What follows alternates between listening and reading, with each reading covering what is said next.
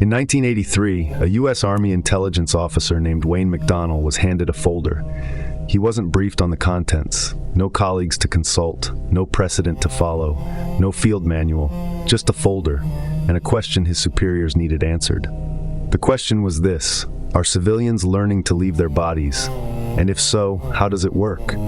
That question is also about you, about what you are, about whether your consciousness is something your body produces or something your body is hosting, about what persists when your body stops. McDonnell didn't know it was a question about him yet. He would find out. He was not a mystic. He was not a believer.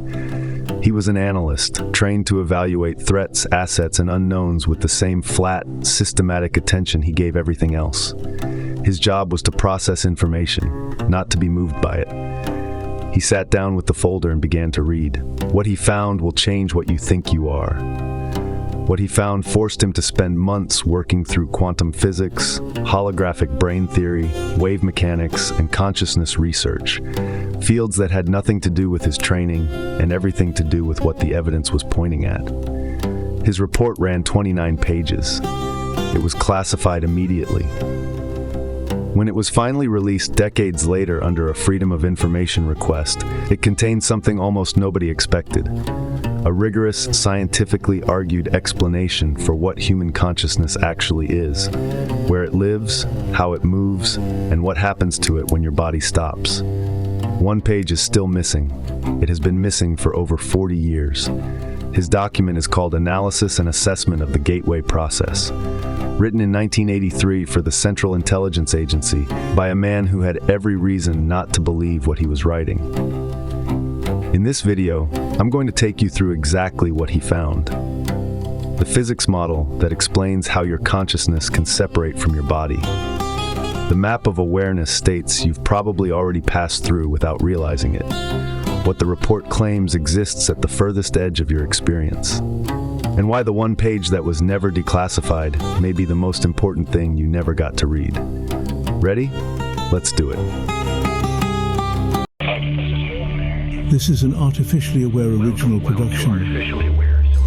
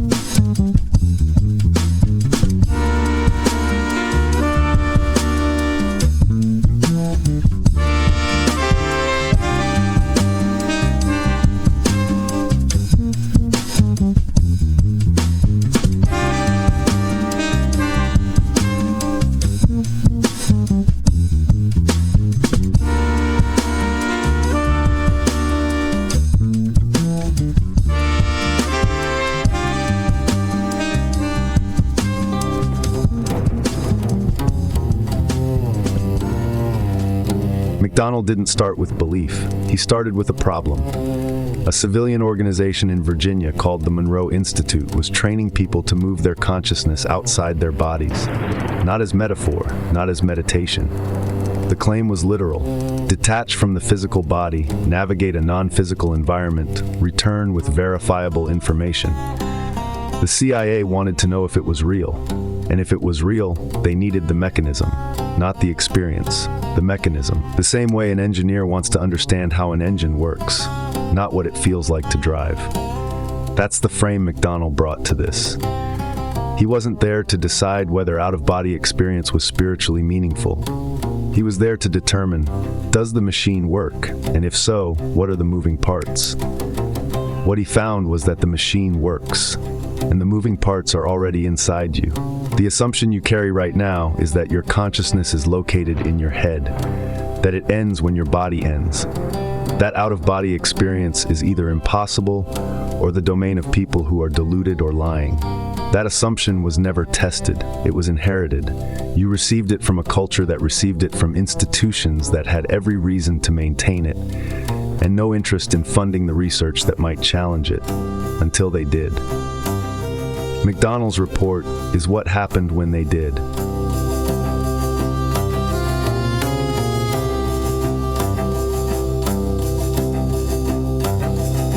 McDonnell's report belongs to a program most people have heard of without knowing it existed. In the early 1970s, the U.S. government began a classified investigation into whether human consciousness could function as an intelligence asset.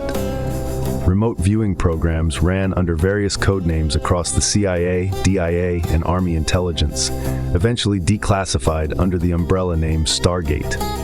The ability to perceive a location, a person, a document, without being physically present. They weren't alone. The Soviet Union was funding parallel research. The Cold War had a second front, and it ran entirely inside the human mind. You didn't learn about this in school. Most people didn't. The declassified files are publicly available now, but they haven't made it into the version of history you were given.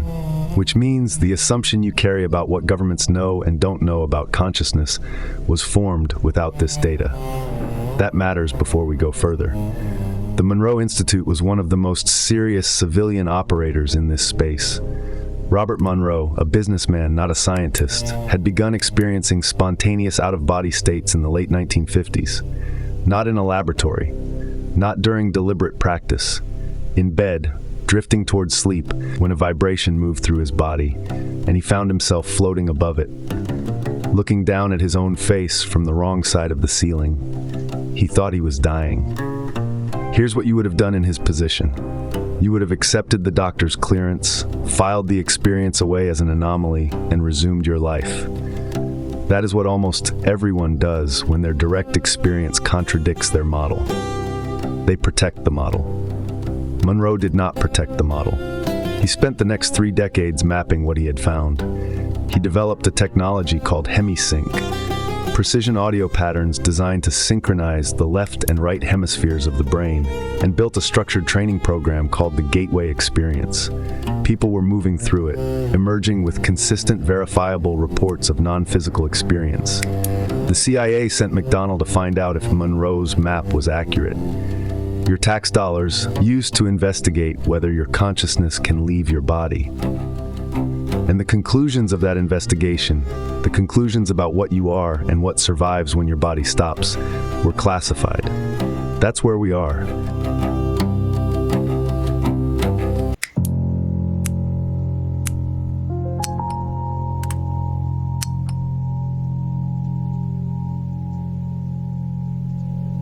Monroe's first experience happened in March of 1958.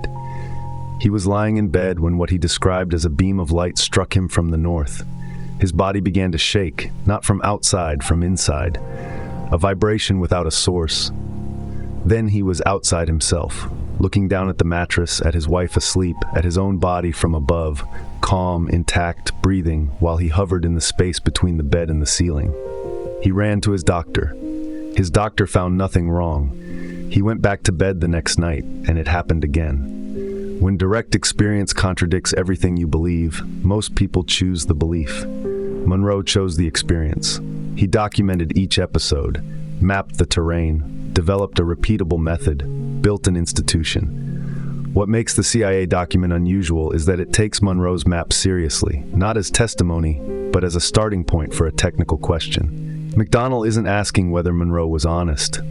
He's asking, if Monroe's map is accurate, what must be true about the nature of consciousness for any of this to be possible?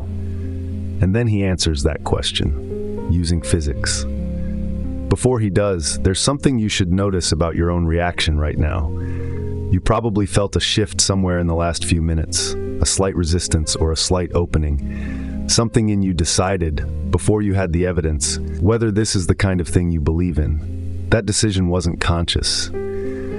It was automatic. It's the same filter that determined whether you kept reading or stopped. McDonnell had the same filter. He just had a job that required him to set it aside.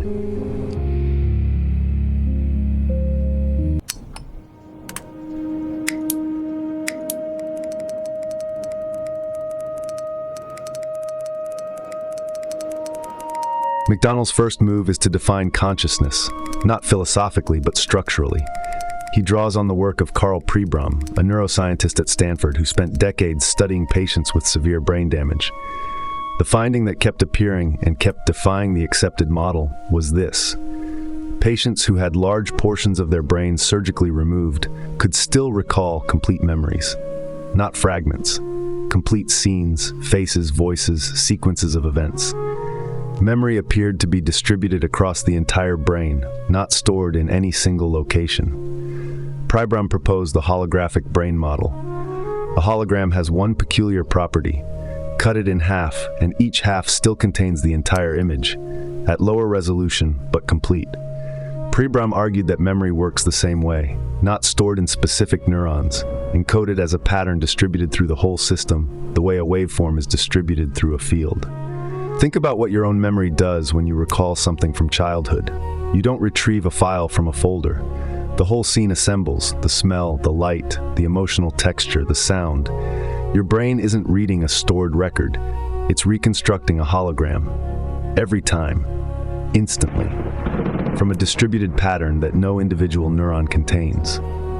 McDonnell combines Pribram's model with the work of physicist David Bohm, who argued that the physical universe itself is a holographic projection from a deeper level of reality he called the implicate order. The visible world is an unfolded version of something more fundamental, a domain where space and time don't operate the way your senses experience them from inside. Your experience of reality, the solid, sequential cause and effect world you navigate every day, is the unfolded surface. Bohm called what's underneath the implicate order. McDonnell called it the carrier of the signal your brain is tuned to.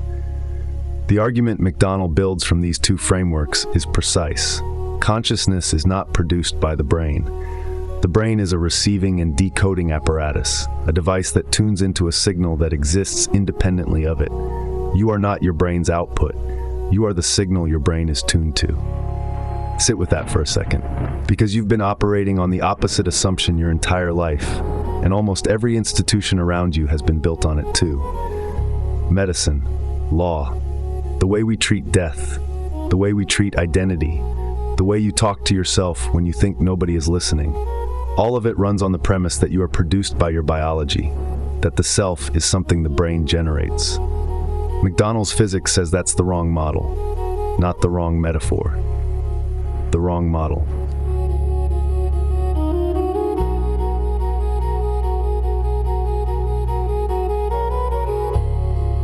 This is where Monroe's technology enters the physics. Everything in the universe, including the human brain, operates through waveforms. Brain activity generates electrical oscillations. The left hemisphere and right hemisphere each produce their own wave patterns, and under normal conditions, they run slightly out of phase with each other. A small but persistent desynchronization. Hemisync works by delivering a slightly different audio frequency to each ear. Your brain, attempting to reconcile the difference between the two tones, generates a third frequency, an interference pattern that exists nowhere outside your skull. This manufactured frequency then entrains your brain's own oscillatory activity, pulls it toward coherence. When both hemispheres synchronize, when your whole brain begins oscillating as a single, unified pattern, McDonnell argues that something shifts in the relationship between your consciousness and your body. The holographic signal your brain is normally locked onto begins to loosen its grip on the physical system. Think of it this way. A radio receiver tuned tightly to one station picks up only that station. Everything else is interference, filtered out. Hemisync synchronization is, in McDonnell's model, like widening the receiver's range. Other signals become accessible, including, and this is where the document shifts, signals that originate without a physical body. McDonnell doesn't write this as speculation. He walks through the wave mathematics. He cites specific researchers. He writes the way an engineer documents equipment, because that's exactly what he thinks he's doing. He's not describing a spiritual state. He's describing a tuning procedure. You've done something like this. You've sat in a quiet room long enough that the usual noise in your head begins to thin. Not your thoughts going quiet, but something underneath them becoming audible. Or you've woken from a dream and stayed still in the half second before full consciousness locked back in. when the boundary between you and the rest of everything was briefly indistinct. Or you've been so absorbed in something, running, creating, listening to music, that the normal sense of a self sitting inside a body momentarily dissolved. You called those things daydreaming, or zoning out, or being in the zone. McDonnell's model calls them partial decouplements. Moments when your receiver's lock on the local channel loosened and something broader became briefly accessible. You weren't imagining it, you were tuning.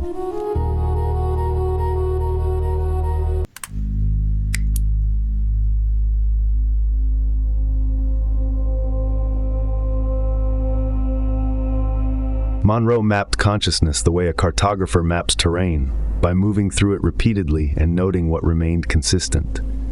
The gateway experience moves participants through a series of discrete states, each deeper than the last, each given a name, a focus level, that functions as a coordinate, not a metaphor for a vague feeling, a specific, repeatable location in the landscape of awareness.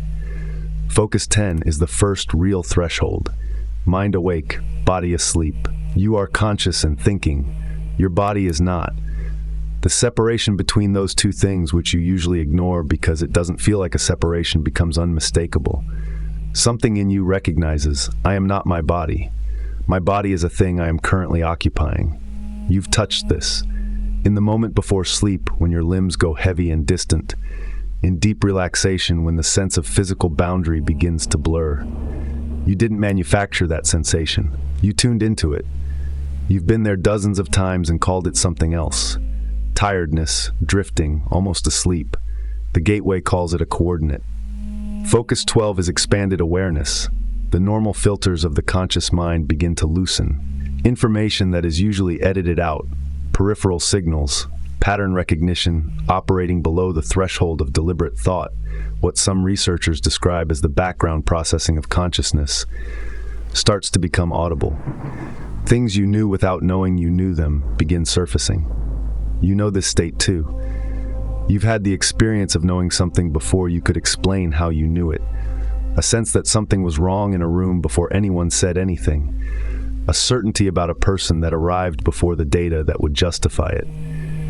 Your model calls that intuition and treats it as unreliable. The gateway map calls it Focus 12 and treats it as signal. The Gateway Manual describes Focus 15 as a state of no time, not the absence of a clock, the absence of the framework that time requires to operate in. The present moment becomes the only moment, not as a philosophical position, but as a direct experience. In McDonnell's model, Focus 15 is your consciousness operating at a frequency that no longer interfaces with the time-space structure of physical reality. You're not in a different place, you're in a different register. And then there is Focus 21.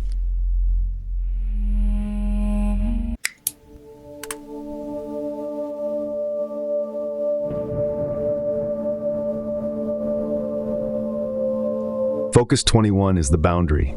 Here's what that means for you. Every state before Focus 21 is still inside the physical domain. Deeper, quieter, less filtered, but still operating within the hologram McDonnell describes as time-space reality. Focus 21 is where the map ends, where the holographic structure of your normal experience stops being the container and becomes something you can look back at from outside.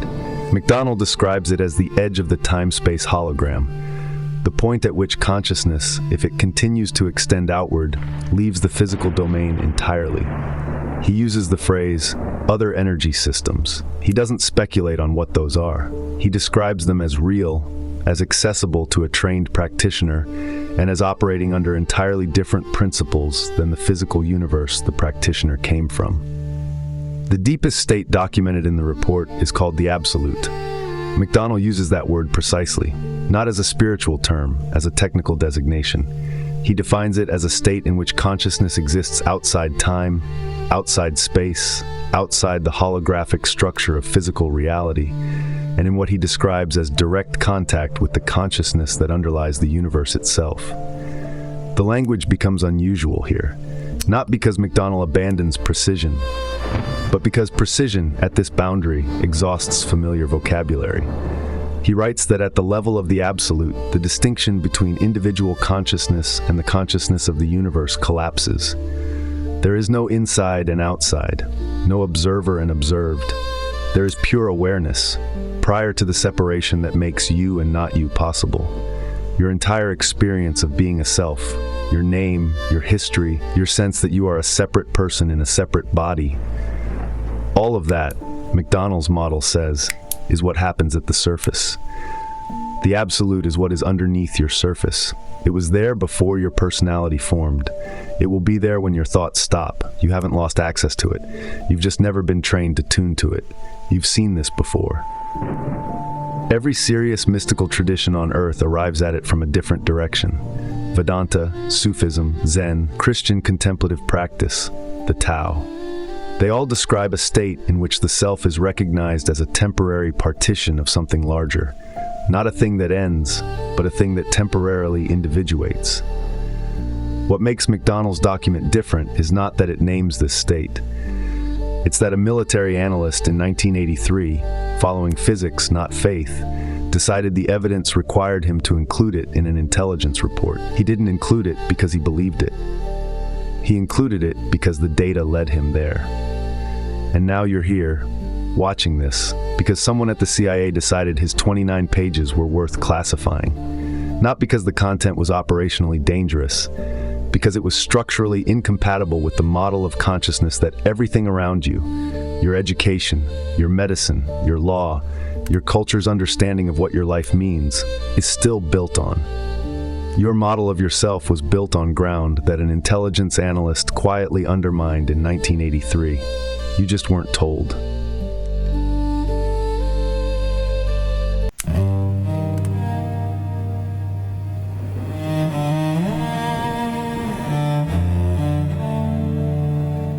The document has 29 pages. One is missing. Page 25 appears in the table of contents. Its title is listed. It was written. It was part of McDonnell's original submission. When the document was declassified and released to the public, page 25 was not included. No explanation was offered. No redaction marker, no black bar, just the gap where the page should be. Absent. The listed title of page 25 is absolute. This is not rumor. This is not inference. The declassified document is publicly available in the CIA's own online reading room. You can download it today, and you should. You will find 28 pages, a table of contents that references 29, and nothing where the final section on the absolute used to be. You'll look for it, you'll count the pages, you'll find the gap yourself.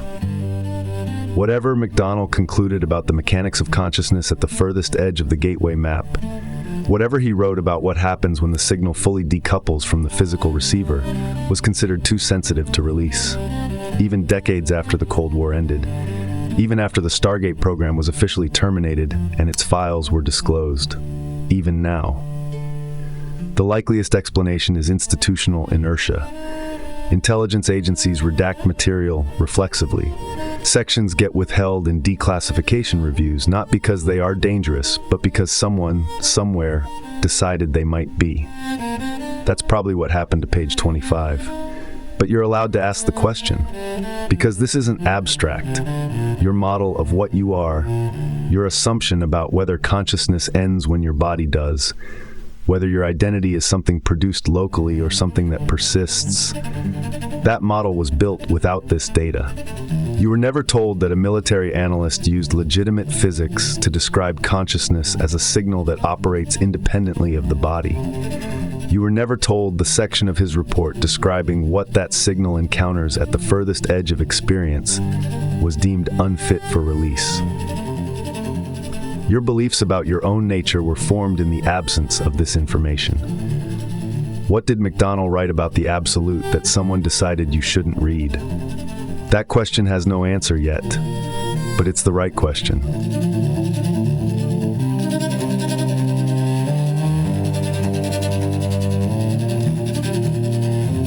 Here's what you do with this. You have been taught, not by anyone in particular, but by the entire infrastructure of the world you grew up in, that consciousness is a product of the brain, that what you experience as you, the awareness behind your eyes, the thing that has been present your entire life watching, is a byproduct of electrochemical activity inside a 3-pound organ. The organ stops. The byproduct stops. That's the model. That's what the world you live in is built on. McDonnell's document doesn't ask you to abandon that model. It asks a more precise question. Is the brain a generator or a receiver? Because those are two entirely different things. A generator produces the signal. Destroy the generator, the signal ends. But a receiver only tunes into a signal that already exists elsewhere. Destroy the receiver, and you lose access to the signal, but the signal itself continues. The broadcast keeps going. The radio station doesn't stop transmitting because your radio breaks. This reframe shifts 3 things. All of them are things you've already felt, just never named correctly. First, sleep. You lose consciousness every night. Your body persists. Something in the system powers down and then powers back up, and the thing that wakes is continuous with the thing that went under. If consciousness were purely produced by the brain, that continuity would be extraordinary. If consciousness is a signal the brain tunes to, the continuity is exactly what you'd expect. The receiver reestablishes its lock on the signal. The signal was always there. Second, meditation. Every serious practitioner describes the same thing, in different language. Beneath the stream of thought, beneath your personality and its stories and its noise, there is something that does not change. Something that was there before your thoughts began. Something that will be there after they stop. You've touched it. In the moment, a piece of music dissolved your internal monologue, or in the second after waking when you hadn't yet remembered who you were. McDonnell's model says that is not metaphor. That's your signal, briefly becoming audible when your receiver stops overriding it with local noise. Third, the one that stays with you. It changes what you are, not a product of a body, not a narrative the brain constructs about itself. A pattern of awareness that is temporarily hosted by a physical system that has been interacting with this particular receiver in this particular time and place for as long as you've been alive. McDonnell was handed a folder in 1983. He was a skeptic. He had no reason to believe what the evidence was pointing at. He followed it anyway, because that's what analysts do. And it led him to the same conclusion that serious investigation of consciousness, from neuroscience to quantum physics to decades of classified intelligence research, quietly arrives at. The signal is not the receiver. The signal has been running for longer than you think.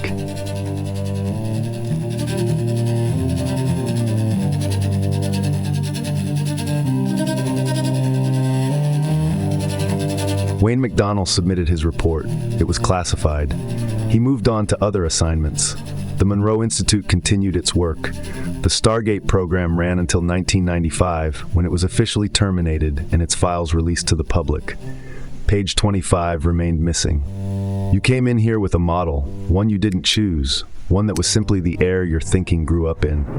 Consciousness as output, self as brain, death as the generator going dark. That model is still available to you. But now you've seen what a military analyst concluded when he followed the physics without the permission of his assumptions. The receiver is not the signal. Here's the question. The signal is not the receiver. If that's true, even as a working hypothesis, not a belief, one thing in your life changes, not theoretically, one specific thing. What is it? Leave it in the comments. I want to see what you find.